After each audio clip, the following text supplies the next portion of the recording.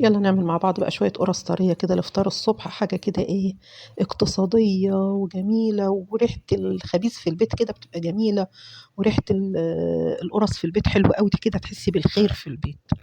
عندي هنا كوباية هحط فيها معلقة من الخميرة الفورية، هحط عليها معلقة من السكر، وحوالي ربع كوباية من المية الدافية، وأقلبهم مع بعض وأركنهم على جنب لغاية الخميرة بتاعتي ما تشتغل. وفي نفس الوقت أنا بختبرها عشان ما تبوظليش إيه بقية المقادير لو الخميرة لا قدر الله مش كويس.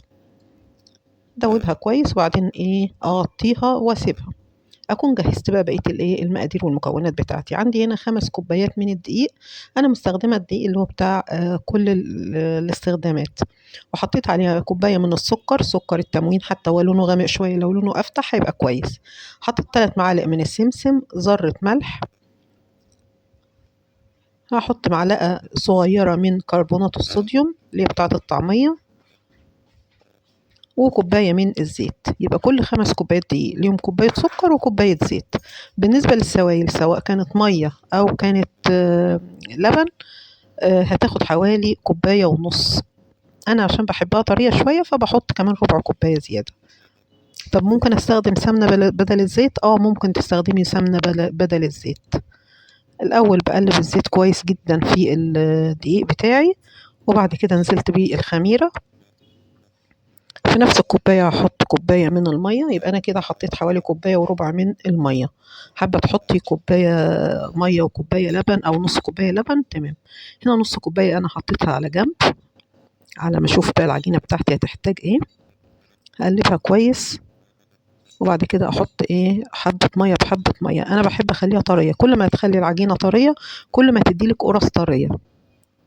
طب ما طريقة هتلزق؟ لا، هتلزق معاكي في الأول، لكن مع كتر العجن لأن انتي هتعجنيها حوالي 10 دقايق هتلاقي التلزيقة راحت. يعني شايفة كده الطبق فيه ايه، فيه عجين، ايدي كلها عجين.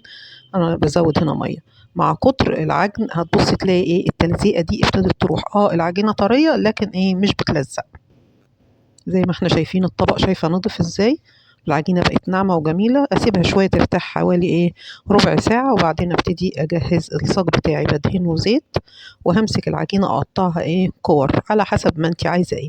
يعني بتبقى تقريبا قد البرتقانة الصغيرة خالص. عايزة تكبري عن كده ماشي، عايزة تصغري عن كده كده ماشي، الحجم اللي أنت عايزاه.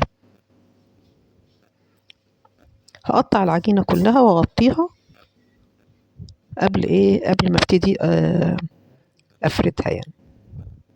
تمام كده.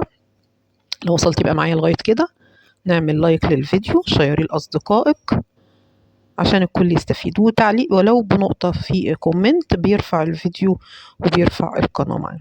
هنا أنا قطعتها كلها، هبتدي أغطيها وأسيبها شوية ترتاح، وابتدي أخد أول واحدة أنا قطعتها. أنا هنا دهنة الرخامة بتاعتي دهنة زيت خفيفة، وشايفة بالنشابة أنا بفردها ازاي، أنا مش بدوس قوي، يا دوب حاجة خفيفة خالص، ومرة بالطول ومرة بالعرض. تمام كده اتدورت، اخدها احطها في صاج مدهون زيت خفيف. خلي الزيت خفيف لانه لما بيبقى الزيت كتير بيحرق معايا القرصة. كده تمام. ممكن تحطي على طول على فكرة في الصاج وتفردي بايدك، بس بحس بالنشابة بتبقى انعم اكتر، وبتبقى ايه متساوية احسن يعني. زي ما احنا شايفين مرة طول ومرة عرض تتفرد معاكي بكل سهولة لان انا ريحت العجينة. كده اعمل الكمية كلها بتاعتي واسيبها تاني، اغطيها واسيبها مرة تاني تخمر. هتاخد قد ايه على حسب بقى شتاء او صيف. ممكن في الشتاء ممكن تاخد 5 أو 6 ساعات، في الصيف ممكن تاخد اقل من كده. على ما الاقيها خمرت اولع الفرن بتاعي واسخنه على درجة حرارة 200 او 220، وبحطها على اول رف من تحت. زي ما احنا شايفين بتستوي فوق وتحت مع بعضيه، بتبقى زي الفل. لو حسيت ان هي محتاجة الشواية هتشغلي لها الشواية كده ثواني عشان تاخد لون.